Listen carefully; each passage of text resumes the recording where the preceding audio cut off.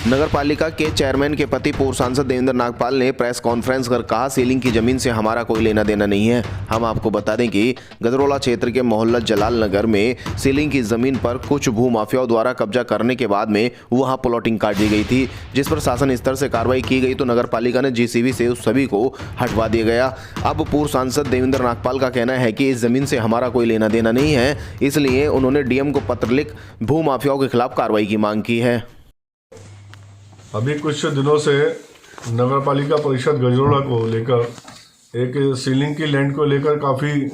चर्चाएं चलती रही और समस्त न्यूज़ पेपर्स के द्वारा, इलेक्ट्रॉनिक मीडिया के द्वारा से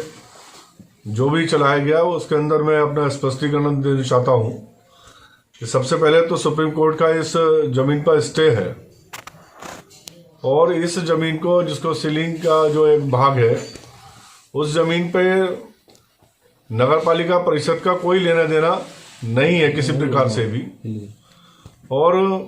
ना ही हमें कोई उसका जो है कोई पत्र प्राप्त हुआ है, ना राज्य सरकार के द्वारा से, ना एडीएम महोदय के द्वारा से कि ये आपका रख रखाव में या ये संपत्ति नगर पालिका को सौंपी जाती है, ऐसा कोई अधिकार हमें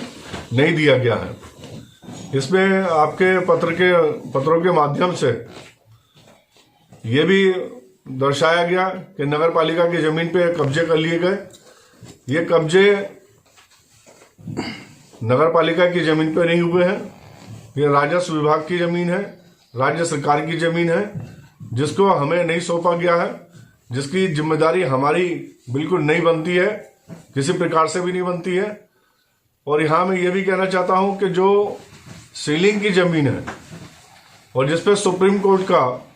स्टे भी चल रहा है, ऐसी जमीन के ऊपर तहसील विभाग के द्वारा से दाखिल खारिज कर देना बिल्कुल निराधार है, बिल्कुल गलत है। ऐसे अधिकारियों के खिलाफ भी सख्त कार्रवाई होनी चाहिए, जिन्होंने सुप्रीम कोर्ट के स्टे होने के बावजूद भी उस पर दाखिल खारिज कर दिया गया। यहां मैं ये भी कहना चाहता हूं कि हमारी जो दाखिल खारिज होने के बाद में हमारे 2 कर्मचारी नगर पालिका के, जिसमें उन्होंने 2 व्यक्तियों की रसीद हाउस टैक्स की काट दी, उनके खिलाफ भी सख्त कार्रवाई की गई, उनको निलंबित कर दिया गया है। वह साथ ही ये भी कहना चाहता हूं कि जिन गरीब लोगों ने 50 गज, 60 गज, 100 गज, अधिकांश लोग जो वहां पर वो जमीन खरीदने वाले हैं वो ऐसे गरीब तबके के हैं जिन्होंने कर्ज लेकर या अपना कहीं अन्य जगह पर अपना कहीं सामान बेच के, कुछ बेच के ये जमीन खरीदी थी। उनको उनका अधिकार मिलना चाहिए और वो अधिकार तभी मिलेगा कि इसका जो सीमांकन है वो दोबारा से होना चाहिए। जो सीमांकन किया गया है वो भी बिना नक्शे के किया गया है, कोई नक्शा इसका अभी तक था नहीं वहां पर मौके पर। और वो जो जिस तरह से वहां पर वो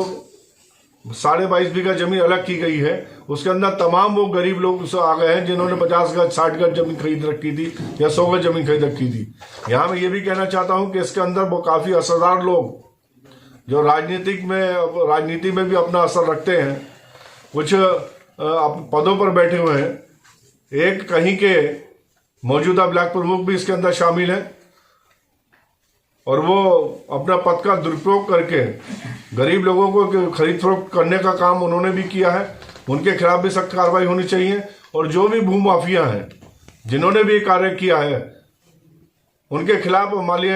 अपना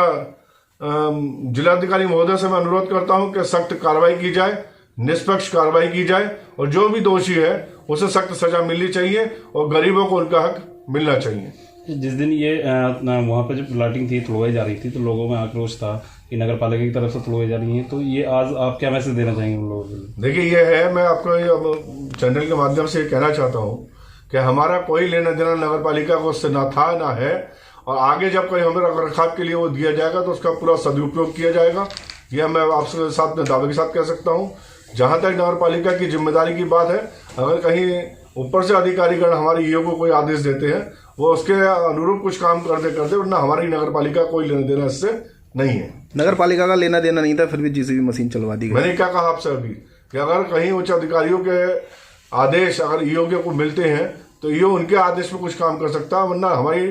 किसी भी नगर पालिका के अध्यक्ष के द्वारा से या हमारे बोर्ड के द्वारा से कोई निर्णय ऐसे नहीं लिया गया। ठीक, थैंक यू।